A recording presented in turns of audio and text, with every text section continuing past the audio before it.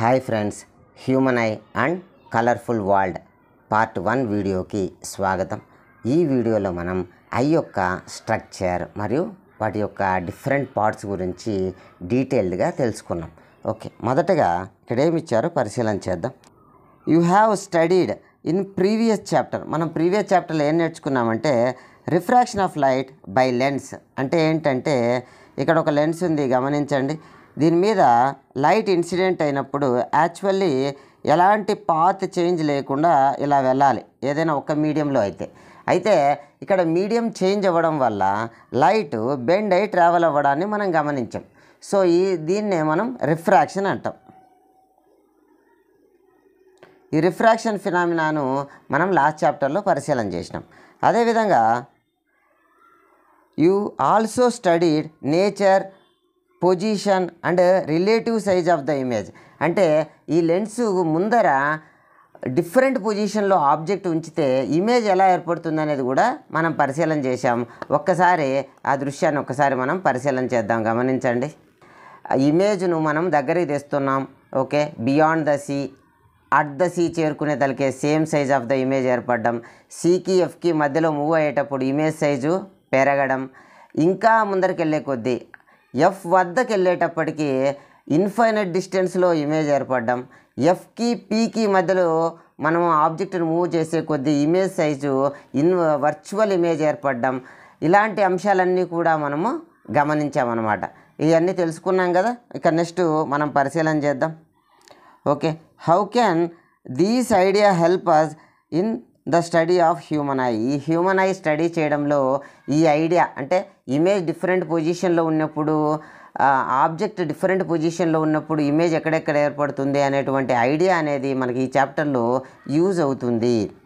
అదేవిధంగా use light enable to see. మనం ఏదైనా ఒక వస్తువుని చూడాలి అని అంటే ఏం చేయాలి?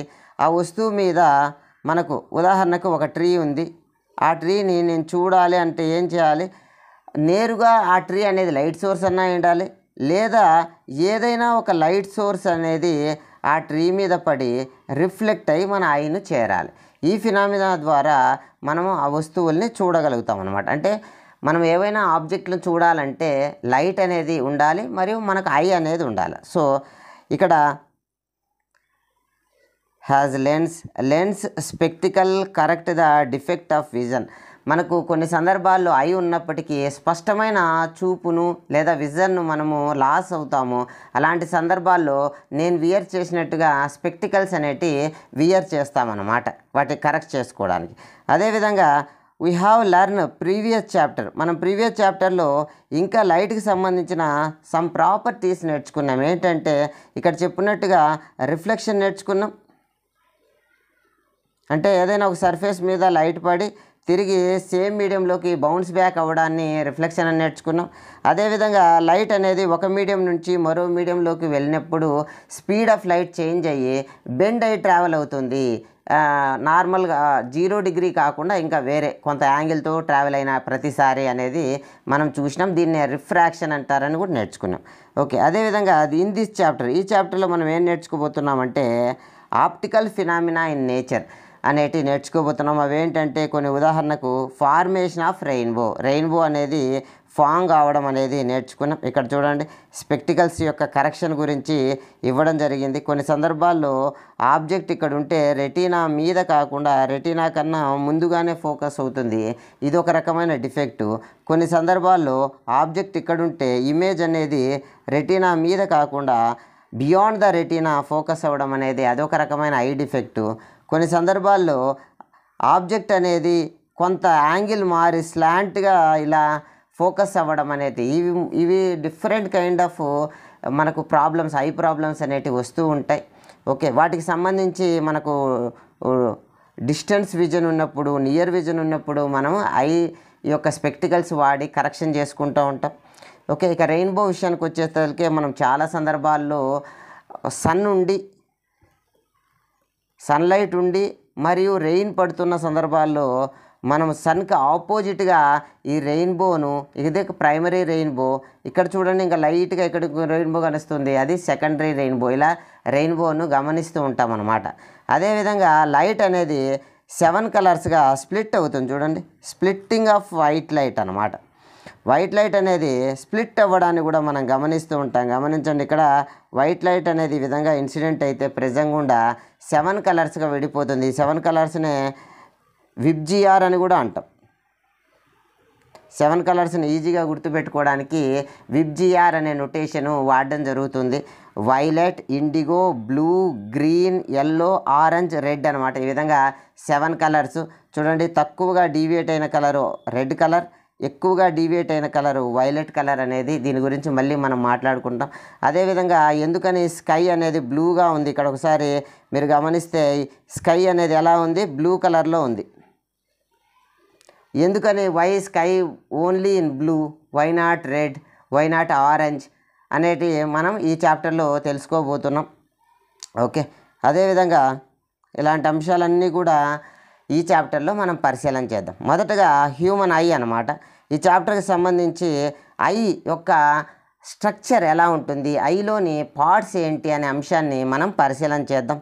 ఓకే, హ్యూమన్ ఐ అనేది మోస్ట్ వాల్యుబుల్ సెన్సిటివ్ ఆర్గాన్ అనమాట. మనకు ఉన్నటువంటి సెన్స్ ఆర్గాన్స్లో 5 సెన్స్ ఆర్గాన్స్లో చాలా ముఖ్యమైనది, చాలా ఇన్ఫర్మేషన్ను మనకి ఇచ్చేటువంటి ఆర్గాన్ ఏంటి అంటే ఐ అన్నమాట. సో ఐని మనం చాలా జాగ్రత్తగా చూసుకోవాల్సిన అవసరం ఉంది. Okay, see wonderful world. మనం ఈ చుట్టూ ఉన్న అందమైన ప్రపంచాన్ని చూడగలుగుతున్నామంటే కారణము మనకు ఉన్నటువంటి ఐస్ అన్నమాట. Okay, colour around us. Okay, close your eyes. ఒక్కసారి కళ్ళు మూసుకోండి. మీకు ఈ అందమైన ప్రపంచం అనేది మీకు తెలుస్తుందా అంటే తెలియడంలే. సో ఇంత అందమైన ప్రపంచాన్ని మనం చూడగలుగుతున్నామంటే మనం చాలా అదృష్టవంతులం. సో మన ఐస్ని దుర్వినియోగం చేయకుండా ఎక్కువ మొబైల్ ఫోన్స్, ఎక్కువ స్క్రీన్స్ అనేటి ఎక్కువగా చూసి కళ్ళకి ఇబ్బంది తెచ్చుకోకూడదు అనేది మనం తెలుసుకోవాలన్నమాట. Okay, we can identify object to smell, taste. ఇంకా మనం స్మెల్ చూడడం ద్వారా ఆబ్జెక్ట్ల గురించి కొంత ఇన్ఫర్మేషన్ తెలుసుకుంటాం, టేస్ట్ ద్వారా తెలుసుకుంటాం, టచ్ ద్వారా తెలుసుకుంటాం. Okay, however impossible to identify the colours. మనం ఒక ఆబ్జెక్ట్కి సంబంధించి స్మెల్, టేస్ట్, టచ్ ద్వారా కొంత ఇన్ఫర్మేషన్ తెలుసుకున్నప్పటికీ కలర్స్ చూడడం అనేది సాధ్యమయ్యే పని కాదనమాట. Okay, human eye most significant enables beautiful and colourful world around us. మన కన్ను అనేది మన చుట్టూ ఉన్నటువంటి అందమైన ప్రపంచాన్ని చూడడానికి మనకు సహాయం చేస్తుంది. So human I is like A camera అనమాట. హ్యూమన్ ఐ అనేది మనం వాడేటువంటి కెమెరా లాగా పనిచేస్తూ ఉంటుంది. అయితే సాధారణంగా కెమెరాలు 50 మెగాపిక్సెల్, 100 మెగాపిక్సెల్, 8 మెగాపిక్సెల్ ఇలాంటి మెగాపిక్సెల్లో వింటూ ఉంటాం. కొన్ని సైట్ ద్వారా తెలుసుకున్న ఇన్ఫర్మేషన్ ప్రకారం హ్యూమన్ ఐ యొక్క ఈ యొక్క క్వాలిటీ మెగాపిక్సెల్ ఎంత ఉంటుంది అంటే 576 మెగాపిక్సెల్ మన కన్ను యొక్క రెజల్యూషన్ ఉంటుంది అనేది మనం తెలుసుకున్నాం అన్నమాట. ఓకే, అదేవిధంగా ఇక్కడ ఏదైతే కెమెరాలో ఫిల్మ్ అనేది స్క్రీన్ లాగా పనిచేస్తూ ఉంటే మన కన్నులో ఏది స్క్రీన్ లాగా పనిచేస్తుంది అంటే కన్నులోని రెటీనా భాగం అనేది స్క్రీన్ లాగా పనిచేస్తుంది అనమాట. Light enters in the thin membranes. Okay, మనము కన్నులోని వివిధ భాగాలను గురించి 1 by 1 మనము నీట్గా తెలుసుకున్నాం. అందులో మొదటిది కార్నియా అనమాట. ఓకే, కార్నియాను ఒక్కసారి గమనించండి. ఇక్కడ గమనించండి, ఈ భాగం కార్నియా. ఓకే, ఒకసారి మనం విజువల్స్ చూస్తూ మాట్లాడుకున్న ఇదే మన కన్ను అన్నమాట. ఓకే, ఈ కన్నును మనము లోపల ఇన్నర్ పార్ట్స్ కూడా కనిపించే విధంగా ఇక్కడ చూపడం జరుగుతుంది. గమనించండి. ఓకే, ఫస్ట్ది కార్నియా. ఈ పైన భాగం ఏదైతే ఉందో ఇది కార్నియా. ఇక్కడ మనం కలర్ వేసాం కదా, ఈ భాగం కార్నియా అనమాట. ఈ కార్నియా అనేది ఎలా మనకు ఉపయోగపడుతుంది అంటే ఈ కార్నియా అనేది మనకు ఒక ఎంట్రీ పాయింట్ లాంటిది ఐకి. ఎలా అయితే మన బాడీకి స్కిన్ అనేది అవుటర్ లేయరు, ఈ ఐకి అనేది ఈ కార్నియా అనేది ఒక అవుటర్ లేయర్ అనమాట. ఇక్కడ లైట్ ఎంటర్ అయినప్పుడు ఇది రిఫ్రాక్ట్ చేస్తుంది, మరియు ఏదైనా డస్ట్ లాంటి విషయాలు వచ్చినప్పుడు వాటిని క్లియర్ చేస్తుంది. So it's a most useful అనమాట. మోస్ట్ ఆఫ్ ద లైట్ అనేది ఇక్కడే రిఫ్రాక్షన్ జరగడం అనేది జరుగుతుందన్నమాట. సో ఒకవేళ ఇది లేకుంటే ఏం జరుగుతుంది అనేది ఒకసారి ఇక్కడ మనం విజువలైజ్ చేస్తే ఒకవేళ ఆ ప్రొటెక్టింగ్ లేయర్ లేకుంటే ఏమైనా డస్ట్ అయి వచ్చినప్పుడు నేరుగా ఐలోని ఇన్నర్ భాగానికి అది ఎంటర్ అవ్వడం, ఐ అనేది చాలా సెన్సిటివ్ ఆర్గాన్ అని నేర్చుకున్నాం కదా, అప్పుడు చాలా ఇబ్బందికరమైన పరిస్థితులు ఏర్పడతాయి అన్నమాట. కాబట్టి సో కార్నియా అనేది మోస్ట్ ఇంపార్టెంట్ థింగ్ మన ఐలో. ఓకే, చాలా భాగం లైట్ను రిఫ్రాక్షన్ చేస్తుందన్నమాట. ఓకే, నెక్స్ట్ ఐ తర్వాత ఇక్కడ ఐ నుంచి ఈ భాగానికి మధ్యలో ఉన్నటువంటి దాన్ని ఏమంటాము అని అంటే యాంటీరియర్ ఛాంబర్ అంటాం. ఇక్కడ ఏక్వియస్ హ్యూమర్ అనేటువంటి లిక్విడ్ అనేది ఉంటుంది, దాని గురించి కూడా మనం నేర్చుకున్నాం. ఓకే, తర్వాత ఆ లేయర్ అంటే ఇప్పుడు మనం కార్నియా గురించి నేర్చుకున్నాం, తర్వాత ఏక్వియస్ హ్యూమర్ ఉన్నటువంటి లిక్విడ్ ఛాంబర్ గురించి నేర్చుకున్నాం అన్నమాట. వీటి తర్వాత ఏమొస్తుంది అనేది మనం ఇక్కడ ఒకసారి పరిశీలన చేద్దాం, గమనించండి. ఓకే, నెక్స్ట్ పరిశీలన చేయండి, గమనించండి. ఇక్కడ చూడండి, నెక్స్ట్ గమనిస్తే మనకి ఇక్కడ ఒక ఐ కలర్డ్ బాల్ కనిపిస్తుంది కదా. ఈ కలర్ ఉన్నటువంటి విషయం ఏంటి అంటే ఐరిష్ అనమాట. ఈ మధ్యలో బ్లాక్గా ఉండేది పీపుల్. ఓకే, పరిశీలన చేయండి. ఓకే, కలర్ వేసిన భాగం ఏంటి అంటే ఐరిష్ అనమాట. ఓకే, ఇక్కడ బ్లింక్ అవుతుంది కదా, అది ఐరిష్. సాధారణంగా ఐరిష్ ఏంటి అంటే మనకు ఐ యొక్క కలర్ ఏంటో ఐరిష్ కలర్ని బట్టే మనము నిర్ణయించడం జరుగుతుంది. ఓ పర్సన్కి చాలా బ్లాక్ ఐస్ ఉన్నాయి, చాలా బ్లూ ఐస్ ఉన్నాయి, తర్వాత హనీ కలర్ లాంటి ఐస్ ఉన్నాయి, గ్రే కలర్ ఐస్ ఉన్నాయి, ఇలా మనం చెప్తూ ఉంటాం. ఈ ఐస్ అన్నీ, ఈ కలర్ ఎవరిది అంటే ఐరిష్ కలరే ఐ కలర్గా చెప్తాం. ఇందులో ఒక కలర్ పిగ్మెంట్ సబ్స్టెన్స్ అనేది ఉండడం వల్ల మనకు కనిపిస్తుంది. ఇది ఒక మజిల్ అనమాట, ఇది మజిల్. ఈ మధ్య భాగంలో ఉన్న గ్యాప్నే మనం పీపుల్ అని అంటాం. ఇది ఏం చేస్తుంది, దీని వర్క్ నేచర్ ఏంటి అంటే ఇది పీపుల్ని కంట్రోల్ చేస్తుంది. ఐరిష్ అనేటువంటి మజిల్స్ ఏం చేస్తాయి అంటే పీపుల్ని కంట్రోల్ చేస్తాయి. చూడండి, ఇక్కడ హైలైట్ అయింది కదా, ఇది పీపుల్ అనమాట. సో ఈ పీపుల్లోకి తగినంత లైటే వెళ్ళే విధంగా ఈ ఐరిష్ మజిల్స్ అనేటి ఎక్స్పాండ్ అవ్వడం, కంట్రాస్ట్ అవ్వడం అనేది జరుగుతూ ఉంటుంది. అది ఎలానో కూడా మనం ఒకసారి పరిశీలన చేద్దాం. ఎప్పుడు ఇది ఎక్కువ ఆ పీపుల్ అనే సైజు ఎక్కువగా ఉంటుంది, ఏ టైం అప్పుడు ఈ పీపుల్ సైజు చిన్నదిగా ఉంటుంది అనేది ఒక్కసారి మనం పరిశీలన చేస్తే, చీకట్లో నుంచి మనము ఇంట్లోకి వచ్చాము అని అనుకుంటే, బాగా బ్రైట్గా ఎండలోంచి ఇంట్లోకి వచ్చాము అని అనుకున్నప్పుడు మనకు కాసేపు అయోమయంగా కనపడని స్థితి ఏర్పడుతుంది. ఎందుకు ఇలా జరుగుతుంది అనేది ఇక్కడ ఓ పర్సన్ కన్ను మూసి తెరవడం జరిగిందనమాట. కన్ను మూసినప్పుడు ఏముంటుంది, ఐ లోపల లైట్ తక్కువగా ఉంటుంది. కాబట్టి ఇక్కడ పీపుల్ సైజ్ చూడండి, పీపుల్ సైజు చాలా పెద్దదిగా ఉంది. ఇక్కడ సరౌండింగ్స్లో వెళ్తారు ఎక్కువగా ఉండడం వల్ల పీపుల్ సైజ్ చూడండి ఏమైంది, బాగా చిన్నగా అయిందనమాట. సో ఈ పీపుల్ అనేది లోపల పార్ట్స్లోకి లైట్ను ఎంట్రీ చేసేటువంటి ఒక ఎంట్రీ పాయింట్. ఈ ఎంట్రీ పాయింట్ అయిన పీపుల్ని కంట్రోల్ చేసేది ఎవరంటే దానిపైన ఉన్నటువంటి మజిల్స్, ఐరిష్ మజిల్స్ అనమాట. ఇవి తగినంత లైట్ని, అంటే బయట సరౌండింగ్స్లో ఎక్కువ లైట్ ఉందంటే ఈ అపర్చర్ సైజును చిన్నదిగా చేస్తుంది. బయట సరౌండింగ్స్లో లైట్ చాలా తక్కువ ఉంది అనుకుంటే దాని రేషియోలో ఈ అపర్చర్ లేదా పీపుల్ సైజును పెంచి మ్యాక్సిమం లైట్ను లోపలికి పోయి మనకు కనపడేటట్టు చేస్తుంది. ఇంతకీ మనం ఎండలోంచి లోపలికి వచ్చినప్పుడు ఎందుకు కాసేపు కనపడదు అంటే మనం బయట చాలా బ్రైట్ లైట్లో ఉన్నాం కాబట్టి అక్కడ పీపుల్ సైజ్ చాలా చిన్నగా ఉంటుంది. ఆ లైట్ లోపలికి వెళ్ళి మనకు కనిపిస్తూ ఉంటుంది. వన్స్ లోపలికి ఇంట్లోకి ఎంటర్ అయినాం, అక్కడ తగినంత ఎంట్రీ లైట్ లేదు కాబట్టి అపర్చర్ ఏం కావాలి, ఆ చిన్న హోల్లో వెళ్ళే లైట్ సరిపోలే, అందుకని మనకేం కనిపించలే. సో గ్రాడ్యువల్లీ అపర్చర్ సైజ్ పెరుగుతుంది, లైట్ ఎక్కువ మొత్తం లోపలికి వెళ్తుంది, తర్వాత కనిపిస్తుంది. సో ఈ ట్రాన్సిషన్ జరగడానికి కొంత సమయం పడుతుంది.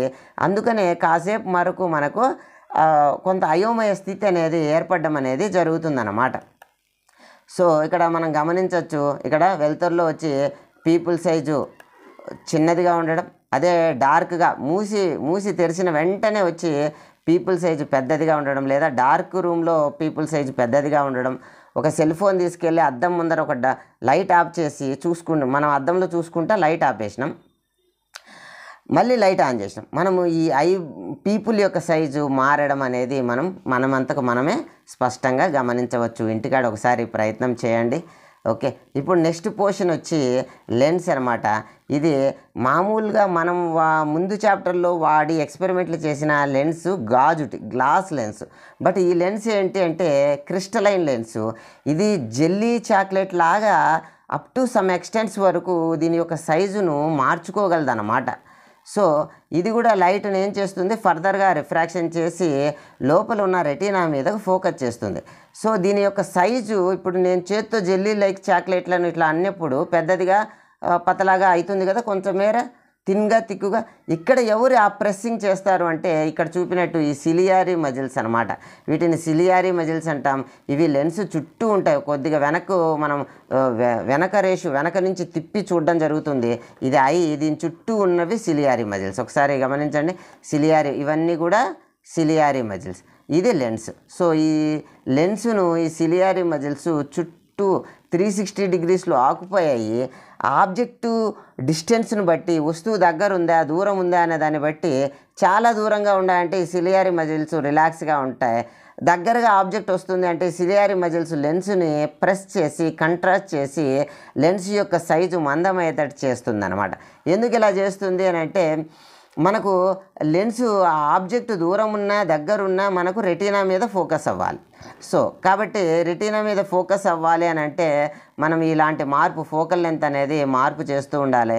ఈ సిలియారీ మజిల్స్ యొక్క వర్కింగ్ నేచర్ అనేది మారిపోతే మనకు ఐకి సంబంధించి సైట్ రావడం అనేది జరుగుతుందన్నమాట. ఓకే, వీటిని ఐ డిఫెక్ట్స్ అని అంటాం. వయసు రీత్యా సహజంగా కూడా కొంత డిఫెక్ట్లు అనేవి రావడం జరుగుతుంది. నెక్స్ట్ పోర్షన్ వచ్చి మనకు ఈ భాగాన్ని ఏమంటామంటే ఐలోని నెక్స్ట్ పోర్షన్. ఫస్ట్ చూడండి, ఇది కార్నియా చూసినాం, తర్వాత ఏక్వియస్ హ్యూమర్ అనే లిక్విడ్ని చూసినాం, ఐరిష్ని చూసినాం, పీపుల్ చూసినాం, లెన్స్ చూసినాం, తర్వాత సిలియారీ మజిల్ చూసినాం. నెక్స్ట్ ఈ మొత్తం పోర్షన్ని మనము పోర్టీరియర్ ఛాంబర్ అని అంటాం అనమాట. ఈ పోర్టీరియర్ ఛాంబర్ లోపల ఉన్న లిక్విడ్ని విట్రస్ హ్యూమర్ అని అంటాం అనమాట. ఒకసారి గమనించండి, ఇది పోర్టీరియర్ ఛాంబర్.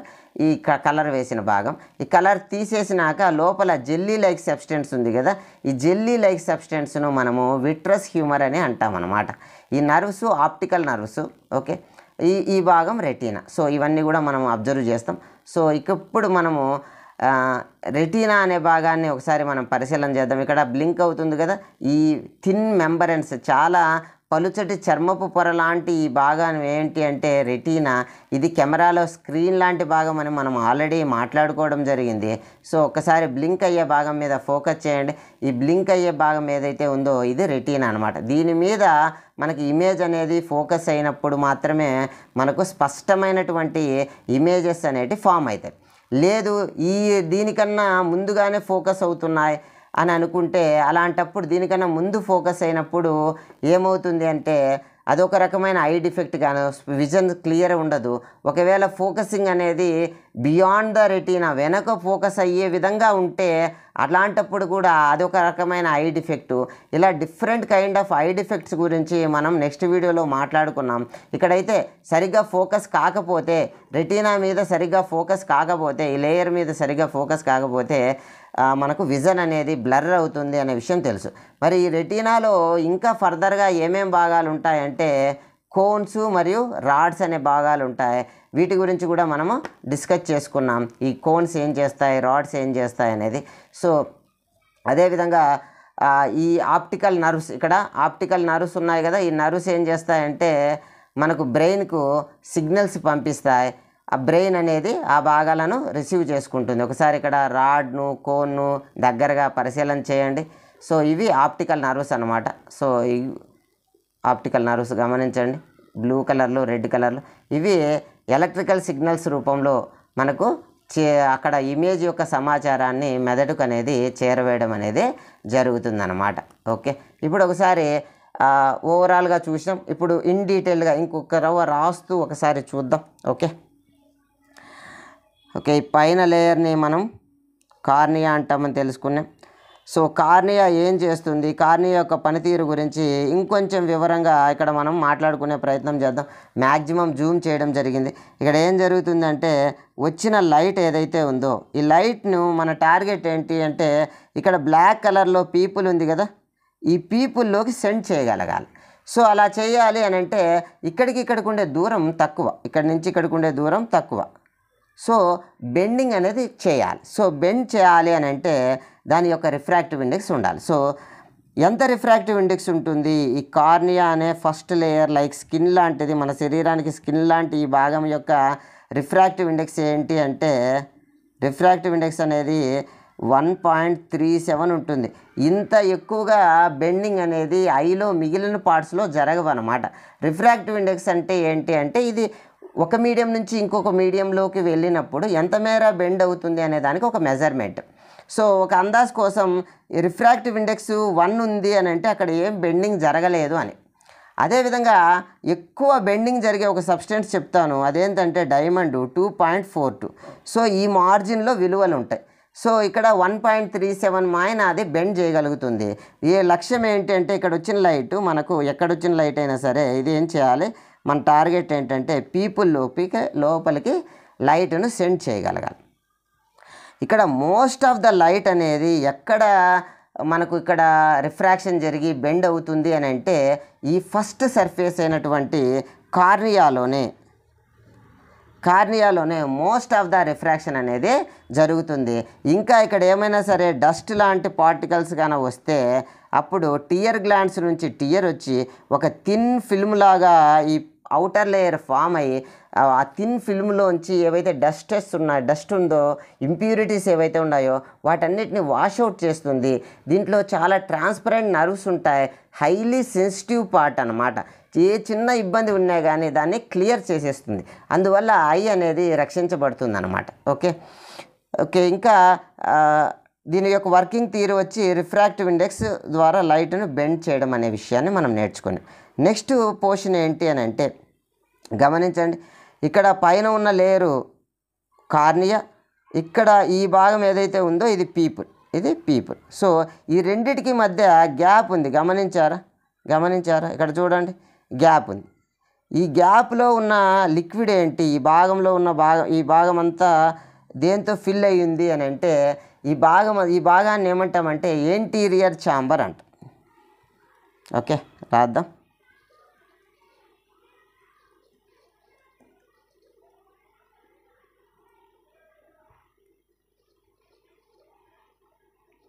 యాంటీరియర్ ఛాంబర్ అంట. ఈ ఛాంబర్ లోపల ఉన్నటువంటి సబ్స్టెన్స్ ఏంటి అంటే ఏక్వియస్ హ్యూమర్. ఈ ఛాంబర్ లోపల ఉన్న సబ్స్టెన్స్ ఏంటి అంటే aqueous humour.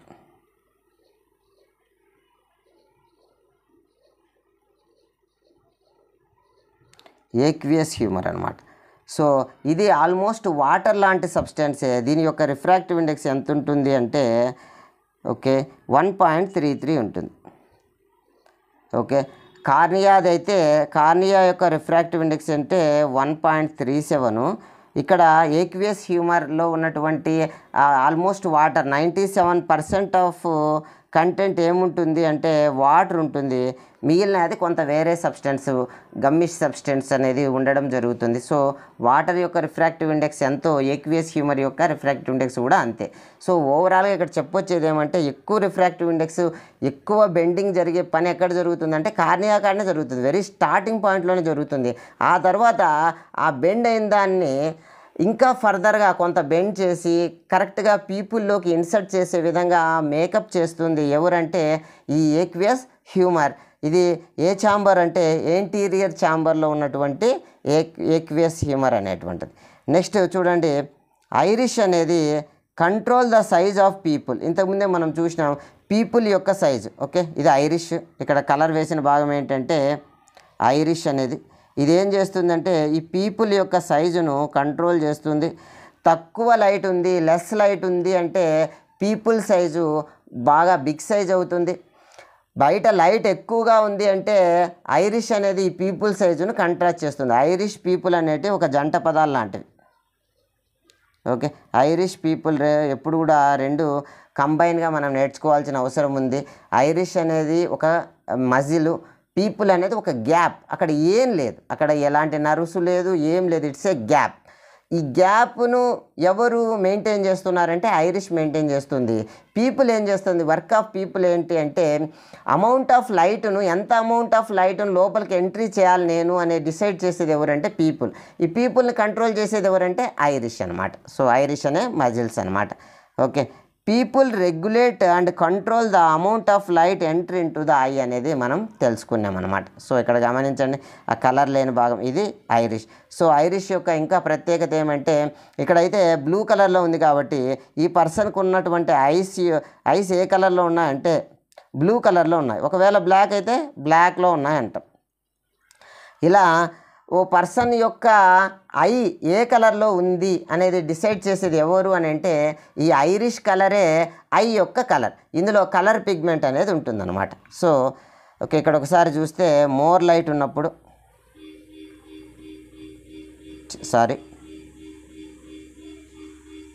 Less light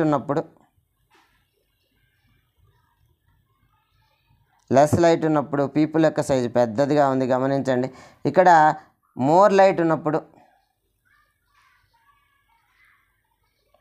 people యొక్క సైజు చిన్నదిగా ఉంది. Okay, next crystalline lens. మనకు ఉన్నటువంటి ఐలో ఉన్న లెన్స్ నార్మల్ లెన్స్లు కాదు, అది ఒక క్రిస్టలైన్ లెన్స్.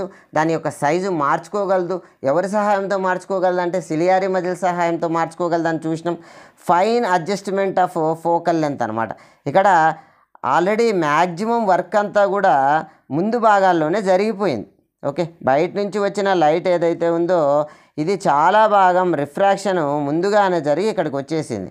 సో జస్ట్ ఈ లెన్స్ ఏం చేస్తుందంటే ఒక ఫైన్ అడ్జస్ట్మెంట్ చేసి దీన్ని రెటీనా మీద వరకు నైస్గా ఫోకస్ అయ్యే విధంగా కాస్త ఫైన్ అడ్జస్ట్మెంట్స్ మాత్రమే చేస్తుంది. దీని ఫోకల్ లెంత్కు ఒక లిమిటేషన్ ఉంటుంది, దీన్ని అకామిడేషన్ అంటాం. అది నెక్స్ట్ మనం చూద్దాం. సో ఒక పర్టికులర్ రేంజ్ ఉంటుంది, ఎంత అంటే అంత మారేదానికి అవకాశం లేదనమాట. ఓకే, ఎనీవే ఈ లెన్స్ ఏవైతే ఉన్నాయో ఇవి ఏ రకమైన లెన్సు అంటే ఇవి convex lens, biconvex lens, convex lens లేదా double convex lens, biconvex lens అనమాట. సో ఈ లెన్స్ ఏం చేస్తాయి అని అంటే ఎలాంటి ఇమేజ్ను ఇస్తాయి అంటే ఇన్వర్టెడ్ ఇమేజ్ ఇస్తాయి, real image, all inverted are real అని నేర్చుకున్నాం కదా. సో రియల్ ఇమేజ్ ఏర్పడుతుంది, హైలీ డిమినిష్డ్ ఇమేజ్ ఏర్పడుతుంది.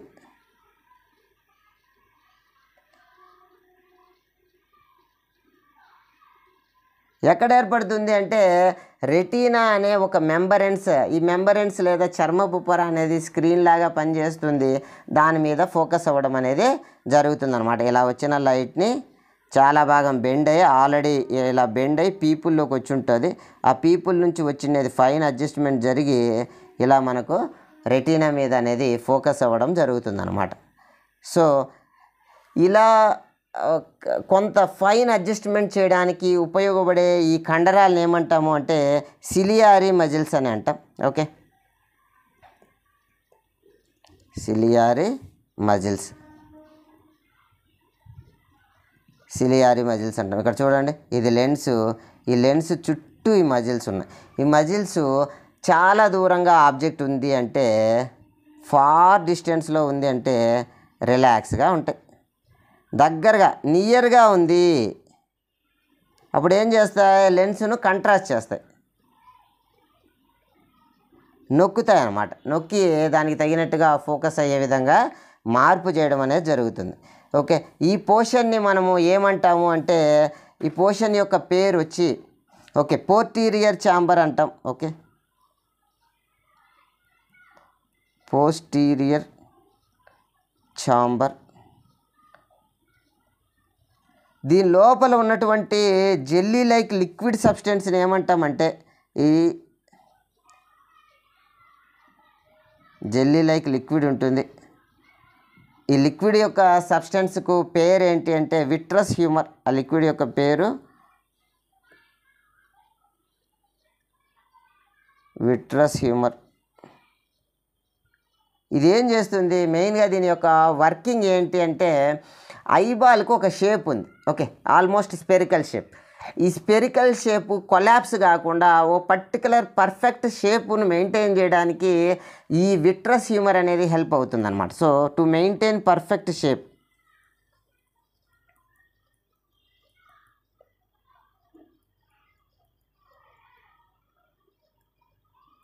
మరియు ఐ యొక్క షేపు కొలాప్స్ కాకుండా మనకు కాపాడడం అనేది జరుగుతుంది. ఇది ఈ పోర్షన్ యొక్క ఉపయోగం అన్నమాట. ఇంకా అదేవిధంగా ఇక్కడ కలర్డ్గా చూపిస్తున్నటువంటి లేయర్ ఏదైతే ఉందో ఈ లేయర్ ఏంటి అంటే రెటీనా అనమాట. ఈ లేయరు థిన్ మెంబరెన్స్ యొక్క పేరు ఏంటంటే retina. It act like A screen అనమాట. ఇది స్క్రీన్ లాగా పనిచేస్తుంది. ఓకే, ఇందులో లైట్ సెన్సిటివ్ సెల్స్ అనేటివి ఉంటాయి. ఓకే, ఇంకొక విజన్లో కూడా మనం చూడడం జరుగుతుంది. ఒకసారి గమనించండి, ఈ ఎల్లో కలర్ పోర్షన్, దీన్నే మనం ఎదురుగా కూడా చూస్తే ఈ విధంగా ఉంటుంది. ఈ కలర్డ్ పోర్షన్ ఏదైతే ఉందో ఇది మనకు ఇక్కడ నుంచి ఏదైతే లైట్ ఎంటర్ అవుతుందో ఇలా వచ్చిన లైట్ ఈ భాగంలో రిఫ్లెక్షన్ చెంది ఈ లెన్స్ వెంబడి వెళ్ళి ఇలా ఫోకస్ అవుతాయి. సో ఈ స్క్రీన్ మీద ఫోకస్ అయినట్టు ఇన్ఫర్మేషన్ని ఇక్కడ ఉన్న నర్వ్స్, ఆప్టికల్ నర్వ్స్ అంటాం, అవి మనకు ఇన్ఫర్మేషన్ని తీసుకెళ్తాయి. సో ఇక్కడ స్క్రీన్ మీద ఎలాంటి ఇమేజ్ ఏర్పడుతుంది అంటే inverted image, real highly diminished ఏర్పడుతుంది అని మనం తెలుసుకున్నాం కదా. ఓకే, రియల్ ఈ లెన్స్ ఎలాంటి లెన్స్ అంటే కాన్వెక్స్ లెన్స్, ఇది real image, inverted, diminished. Okay, diminished image ఏర్పడింది ఆ తెర మీద. ఓకే, ఇలా తెర మీద ఏర్పడినటువంటి ఇన్వర్టెడ్ ఇమేజ్ని మరి మనము ప్రపంచం అంతా ఇన్వర్టెడ్గా చూస్తున్నామంటే కాదనమాట. ఈ ఆప్టికల్ నర్వ్స్ ఈ ఇన్వర్టెడ్ ఇమేజ్ యొక్క షేప్ని ఏం చేస్తాయంటే ఎలక్ట్రికల్ పల్సెస్ రూపంలో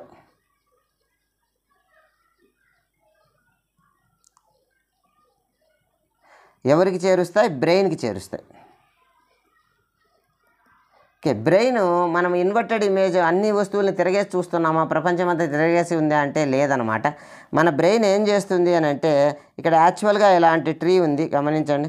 ఈ ట్రీని ఐ ఏం చేస్తుంది అంటే ఐలోకి ఎంటర్ అయినాక ఈ లేయర్ మీద ఇన్వర్టెడ్గా ఇమేజ్ అనేది ఏర్పడుతుంది. ఇన్వర్టెడ్ ఇమేజ్ ఏర్పడుతుంది, చాలా చిన్నది ఏర్పడుతుంది.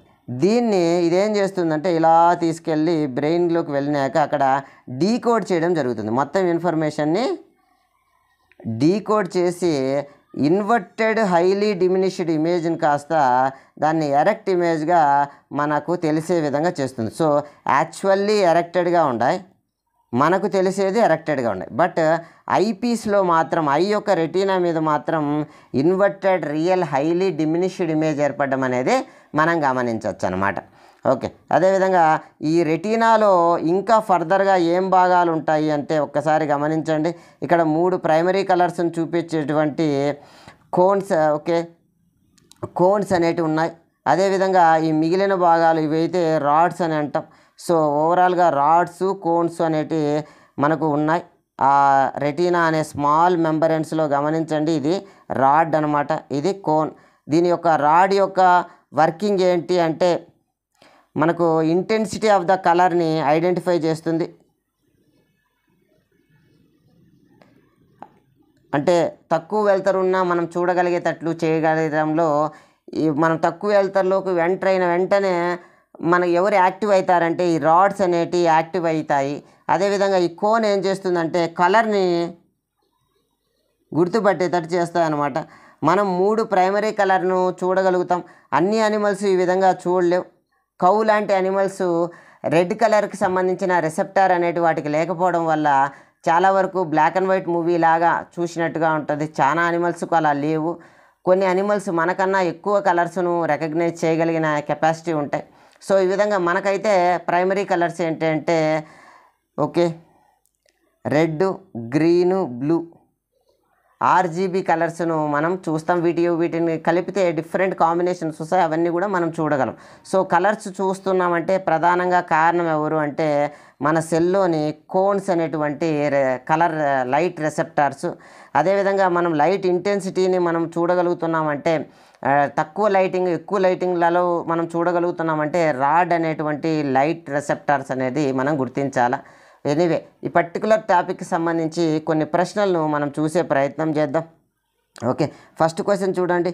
Most of the light refraction at dash, ఎక్కడ ఎక్కువ భాగం రిఫ్రాక్షన్ జరుగుతుంది? క్రిస్టలైన్ లెన్స్లోనా, కార్నియాలోనా, ఎక్వేస్ హ్యూమర్లోనా, రెటీనాలోనా? సరైన సమాధానాన్ని గుర్తించి కామెంట్ సెక్షన్లో తెలియజేయగలరు. మీరు కామెంట్ చేస్తే పాఠం అనేది బాగా అర్థమైందని యాజ్ ఏ టీచర్గా హ్యాపీగా ఫీల్ అవుతాం. ఓకే, నెక్స్ట్ క్వశ్చన్ చూద్దాం. డయామీటర్ ఆఫ్ ఐబాల్ యొక్క డయామీటర్ ఎంత ఉంటుంది అని అంటే, ఓకే దీనికైతే ముందు ఇన్ఫర్మేషన్ ఇవ్వలేదు కాబట్టి ఇప్పుడే చెప్పడం, దీని ఆన్సర్ అయితే ఇప్పుడే చెప్పడం జరుగుతుంది. ఓకే, 2.3 సెంటీమీటర్లుగా దీని విడ్త్ అయితే ఉంటుంది. గమనించండి, ఐబాల్ యొక్క డయామీటర్ ఎంత ఉంటుంది అంటే 2.3 సెంటీమీటర్లుగా ఉండడం అనేది జరుగుతుంది. ఓకే, నెక్స్ట్ ప్రశ్నను మనం పరిశీలన చేద్దాం. ఓకే, దీన్ని కూడా ఏ ఆప్షన్ గుర్తించి ఆన్సర్ చేయడానికి ప్రయత్నం చేయండి.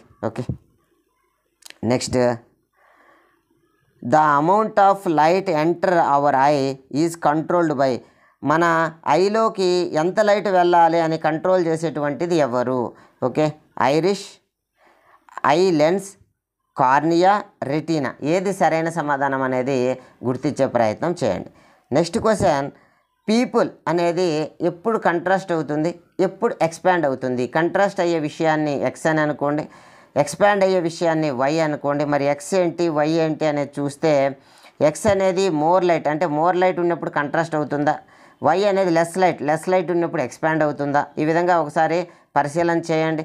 ఓకే, మిగిలిన ఆప్షన్స్ అన్నీ కూడా ఒక్కసారి చూసి సూటబుల్ ఎక్స్ వై యొక్క కాంబినేషన్ని గుర్తించే ప్రయత్నం చేయండి. మొత్తం క్వశ్చన్ ఇక్కడ కనిపిస్తుంది, ఒకసారి పాజ్ పెట్టేసి నిదానంగా ఆలోచన చేయండి, కరెక్ట్ ఆన్సర్ దొరుకుతుంది.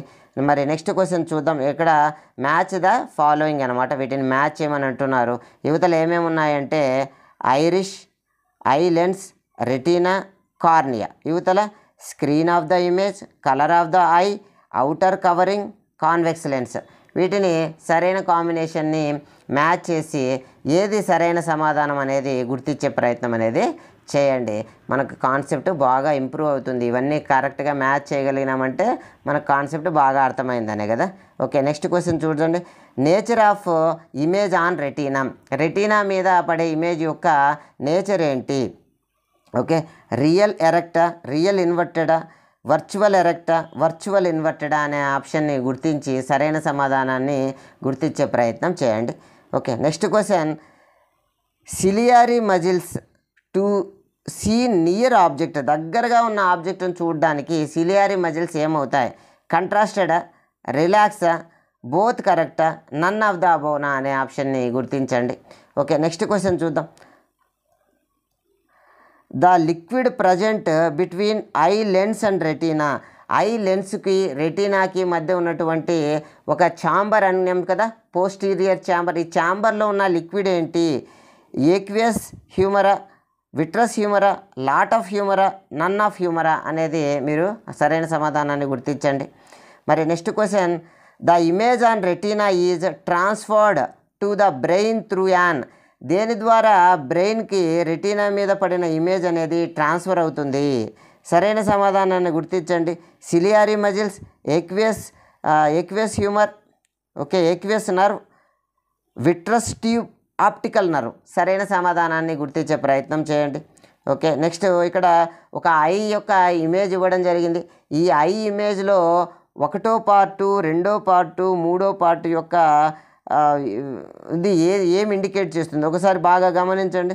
ఓకే, బాగా లుక్ చేయండి. ఇక్కడ చూడండి, ఇక్కడ చూడండి, ఇక్కడ గమనించండి. ఎల్లో కలర్ పోర్షన్ ఏంటి అనేది గుర్తించండి.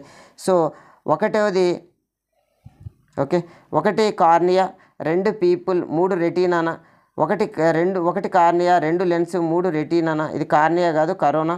Okay, lens, cornea, optical nerve, cornea, lens, retina. Okay, సరైన సమాధానాన్ని ఆ పోర్షన్స్ ఒకసారి గుర్తించి సరైన సమాధానాన్ని గుర్తించే ప్రయత్నం చేయండి. ఓకే, ఈ వీడియో ఇంతటితో సమాప్తం. ఈ వీడియో చూసినందుకు ధన్యవాదాలు. మరిన్ని మంచి వీడియోల కోసం మన ఛానల్ని సబ్స్క్రైబ్ కాగలరు.